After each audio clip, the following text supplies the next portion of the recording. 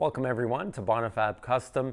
If you wanted to get into forging at home and you wanted more of a professional type of forge, but you wanted it more inexpensive, something you could build yourself, I have a kit that is just for you.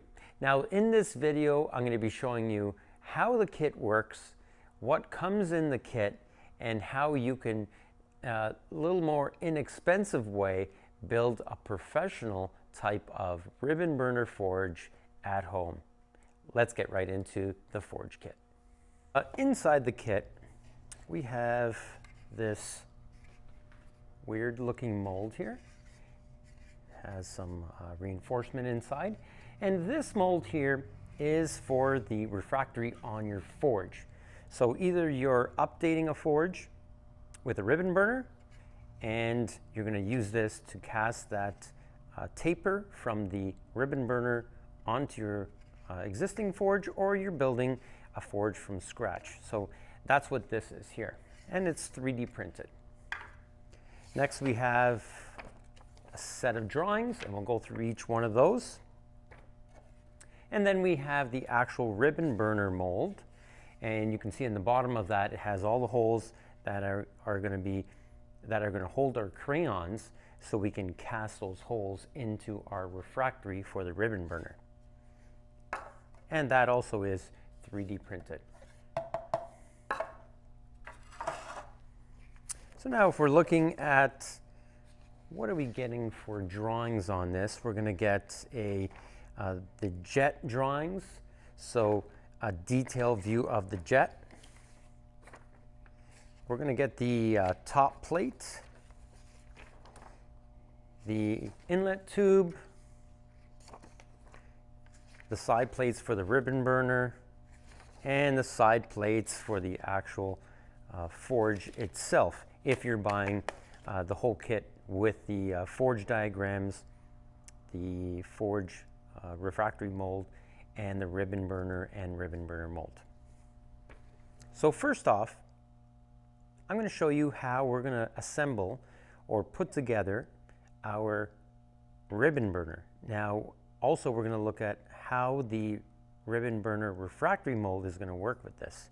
Now, with the drawings, you can either cut them out yourself out of the material that it calls for, or you can get your local metal supplier to actually cut out the stuff for you if you don't have that ability.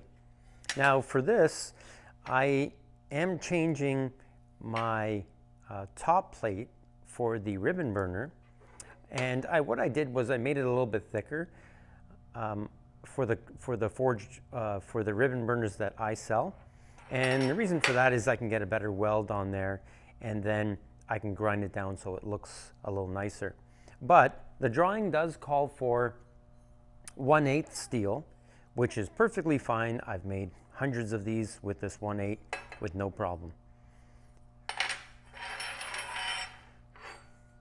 So after I get my material, it's cut to length, I'm going to drill that one hole, the hole that it says on the instructions, and I'm going to make a couple of bends. And basically those bends are going to follow the profile of the front and back plate of that ribbon burner. So what I'll do next is get that tacked up and weld it completely. So now I have my piece set up here, and I put a couple of plates underneath, like a spacer plate. They're about 1/4 inch. And I'm going to get each one of the plates, the front and the back, and I'm going to put them against my ribbon burner here, or the top plate. And this will ensure that both these plates are going to be parallel to each other. And you can see now it's a little bit of ways. Now again, I used 1/4 inch, and I like to use a little thicker now because I want to get a good bead all the way around, and I'll grind that down just to make it look a little nicer. Now I'm going to be using TIG welding process, but MIG welding, stick, really doesn't matter. as long as you get good penetration and no pinholes, because we definitely don't want any air or gas coming out of the sides of the ribbon burner. So first thing I'm going to do is I'm going to tack up those sides, and then I'm going to completely weld them.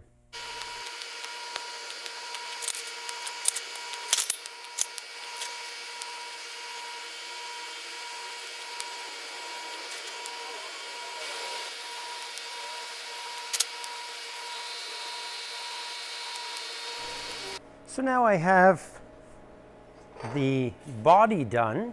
It's welded and I ground it. Looks a lot nicer. And last part I want to put in there is my mesh. Now on the instructions it doesn't give the size of mesh, and this is really up to you. Sometimes I've used different styles of mesh. Now a tighter mesh makes it for a little bit of a better mix of gas and air. This one here I'm using is a 1 by 1/2 inch stainless mesh, and it's 1/16. It's in an expanded metal. And what I'm going to do is, you can see it's just a little bit smaller than the inside of the ribbon burner, the body, and it sticks out as I have it here bent, and about 3/4 of an inch on each side. And I have it in there, and it's a little bit, has a little arc to it. Now what the arc is and how much it goes in isn't really that important. Just be sure that it's past the top of that outside edge. And what I'm going to do is I'm going to place it in there, and I'm going to give it a couple of tacks. Now this piece of mesh does have a reason to be there. One is for the air and fuel mixture, makes it better. And secondly, this is going to help get the body to stick into or be onto the refractory that we're going to be putting on the outside of this. That's going to be going into your forge. So let's put a couple of tacks on this.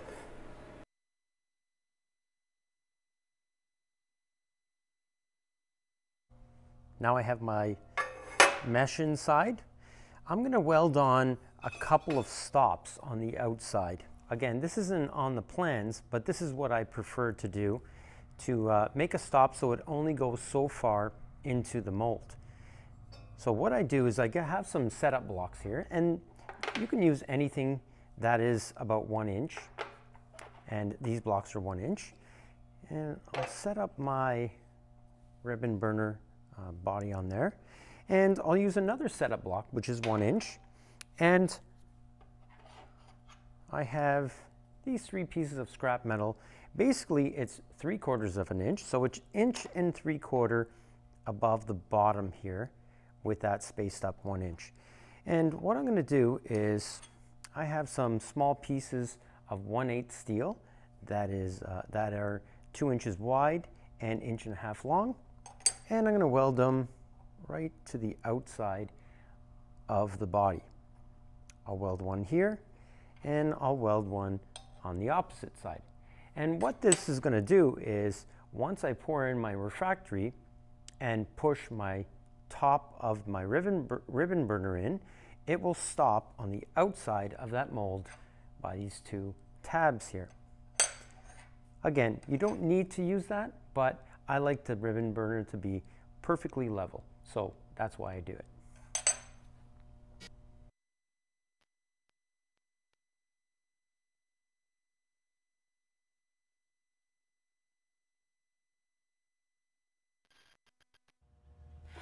So now the body's all ready, and we're going to get it prepped for the refractory and put it all together.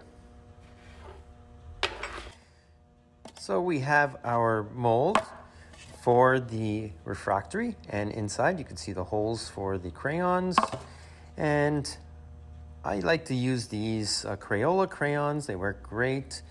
And I've already taken the liberty of taking off the paper of the crayons. Now you can use it without the paper, would be the best, or you can also use it with the paper. It's just going to save you in the long run, not having to take out that paper. It seems to not burn out very well. So now I just take it off beforehand. It just saves me a lot of time and a lot of grief trying to take them out after. Be sure when you put them in, don't tilt them back and forth. They will break off, and make sure you push them down all the way to secure them.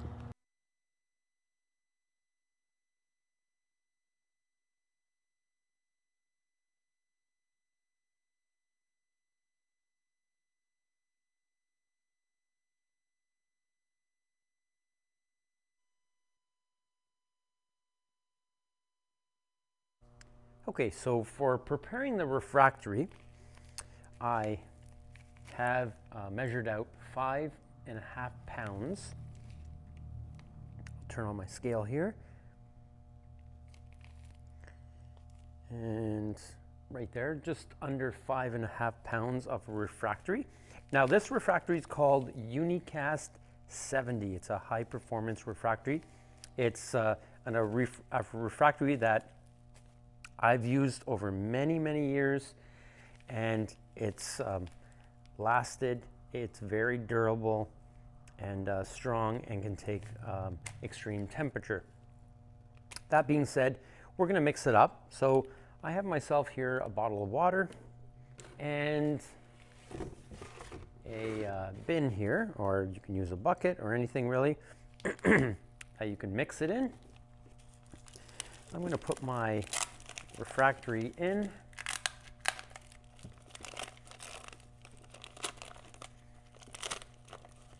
Now also you should be doing this with a mask on, because of the dust is not good for your lungs. So we'll put all of that in here.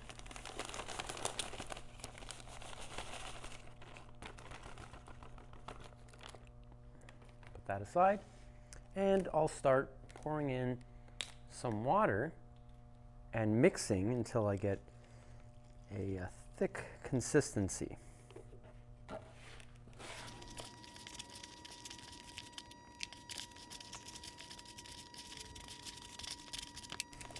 And I'm just adding water little by little, and I want to make sure I don't have it too wet. It's getting almost to the right consistency there. I want to make sure I get all that dry refractory mixed in. So you could see I didn't use quite a whole bottle of water. There are probably about 2/3 of it.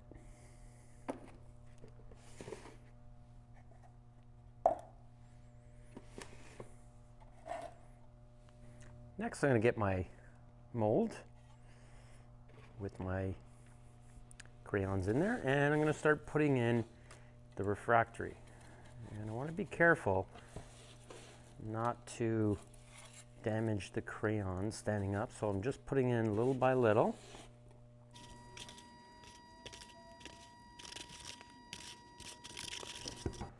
Get it all in there.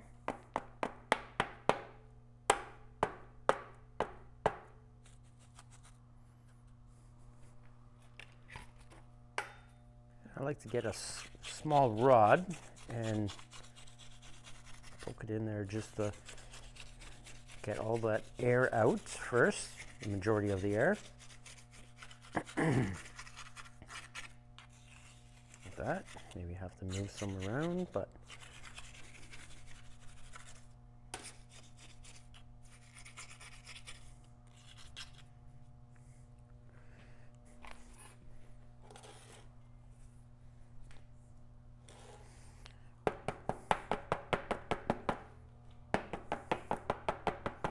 now very carefully, just tapping it, and you can see the tips of the crayons are still sticking up and they're still intact, which is good.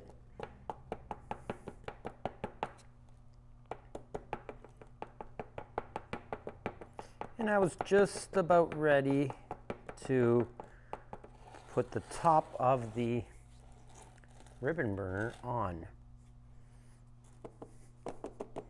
Just going to tap it with my hands, trying to get all those air bubbles out as much as I can.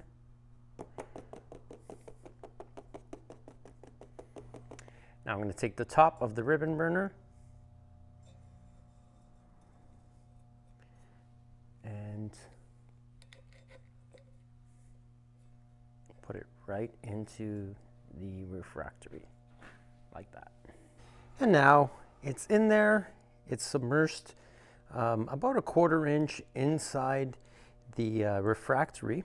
So now we'll wait overnight before we try and pull it out.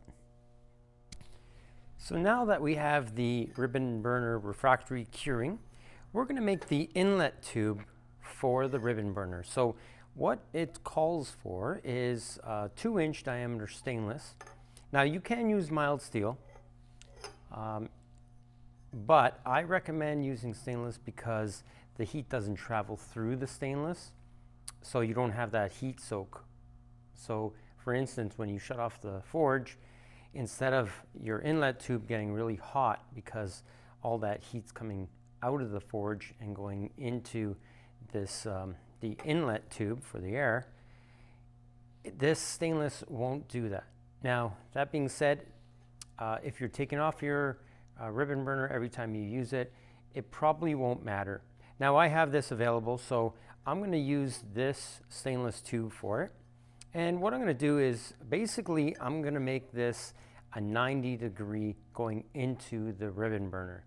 Now, you can use different methods if you need to get some 90 scheduled pipe or some MPT pipe. You can use that also. But for my ribbon burners, I use stainless, and I pie cut the bend to make a 90. And then after I weld all that together, I'm going to TIG weld this together. I'm going to drill for the jet going in. So let's weld this together. Then we can do the inlet for the jet also, for the gas.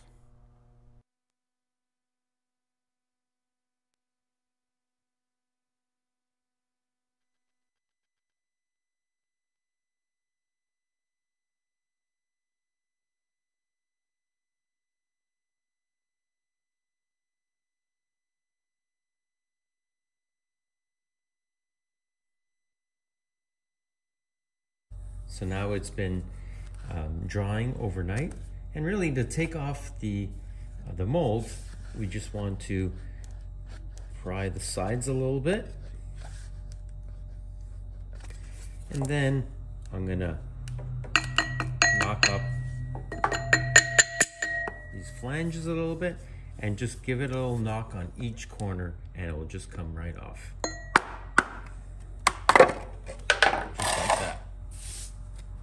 Now I like to let it dry overnight. Again, just to give it another day of curing. So one of your options for taking out the crayons is by drilling it out. Now what you want to do is get yourself a long 5/16 drill, and basically you're just gonna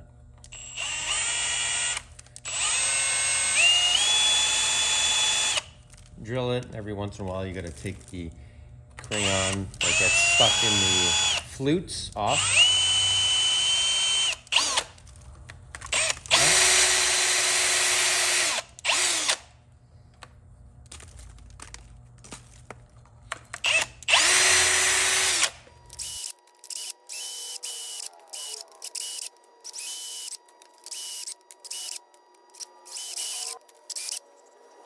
So now I'm going to install the jet into the inlet tube.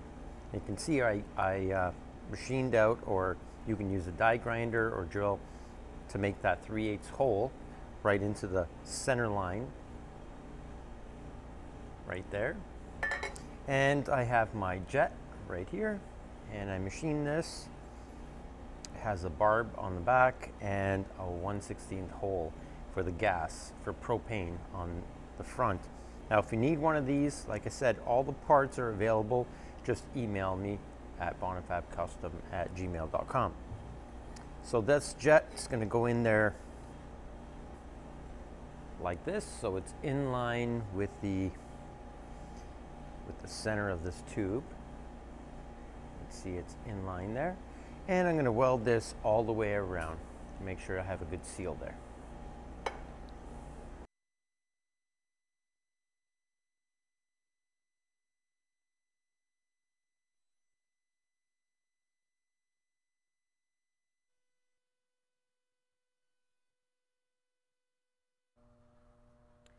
So now for the top casting for your refractory, for your forge, I made up a little mold here. Now you can make this mold up with wood or some plastic. I have a piece of plexiglass on the bottom, and I'm using some aluminum for the sides.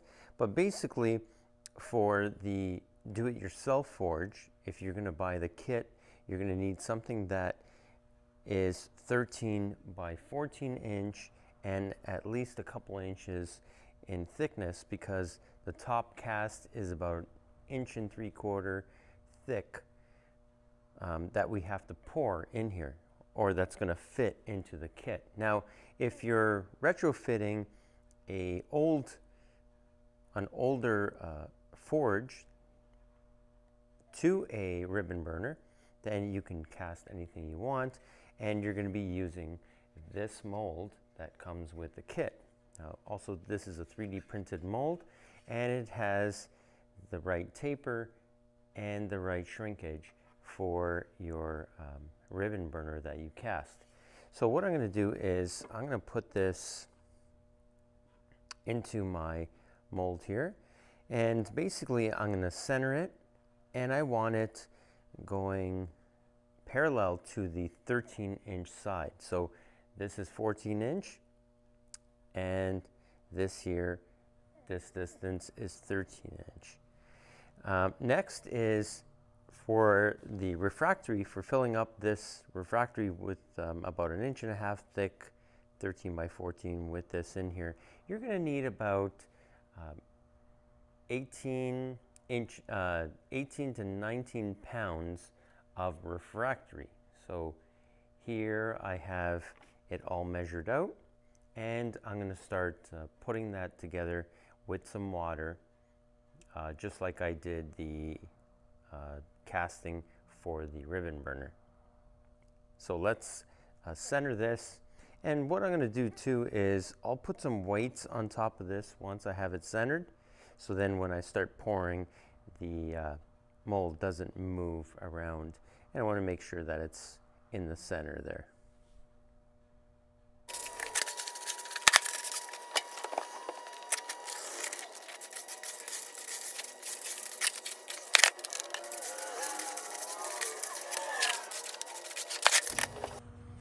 Okay, now we're going to pour the refractory inside the mold. Make sure your mold is level, so when you pour it in, you get an even pour or an even thickness for that refractory or for your forge.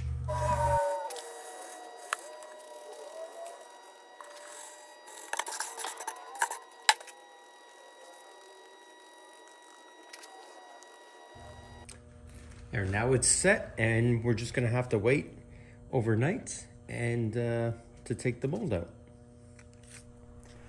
So now we saw how the forge kit works, what the molds are for, how we put it together. Really, this kit can be used for upgrading your existing forge to a professional type of ribbon burner that you can make yourself. The kit is very inexpensive. Please email me at bonifabcustom@gmail.com, and all the parts that you've seen are available for sale, and the kit itself. So just reach out to me. I'll tell you what the pricing is. Let me know what your location is so I can give you pricing on shipping also. But really, to make this type of ribbon burner yourself, the kit is really good for the do-it-yourselfer.